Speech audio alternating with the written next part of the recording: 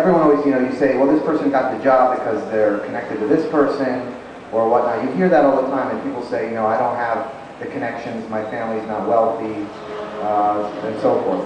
My family are immigrants. They came here. We're not an established American family that has a big network. And I can tell you that anybody can have an existing network of people that they have, and they can build on it. Everybody can create a very powerful network themselves. So you already have an existing network that you are probably not taking advantage of, and that you can definitely leverage. People that went to high school with you, that graduated high school with you, people that are in college with you, graduate school, if you're in a fraternity, sorority, if you're in college, if you're in any student groups. Student groups definitely usually have access to professionals, whether it's research associations or industry student groups. They have guest lecturers that come and speak to the students, and you have an opportunity to meet with them. Ecclesiastical organizations. If you're not a member of a synagogue, church, or a mosque or whatnot, become a member, because you can go to the pastor or the rabbi and you can tell them, who do you know in banking? And believe it or not, there's tons of people in their membership that work in banking, and they'll introduce you. So ecclesiastical organizations are great ways to meet people. Especially if you volunteer there, that sort of thing, they're going to help you out. Anyone you know, anyone your parents know, any co-workers, ex-co-workers.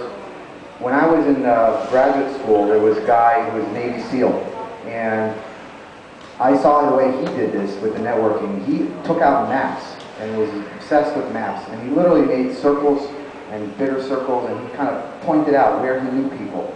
And that was his thing. He was obsessed with putting on the map who he knew and which city and so forth. And you just got to be organized and think of this as a war.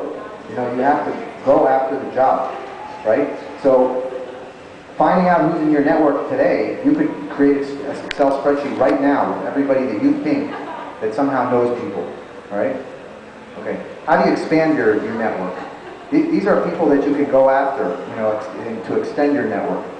The alumni, from whatever institution that you've been part of, whether it's college or graduate school. Professors' contacts. Professors know a lot of people, usually.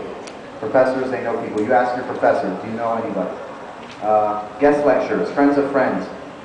I'll skip to the bottom. Political parties are huge.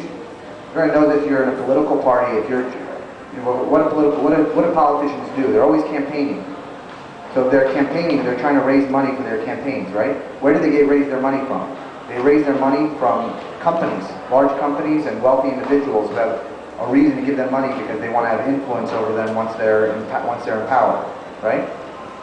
So if you go and volunteer for commissioners, city commissioners, county commissioners, state governors, anybody, those people are extremely connected, right?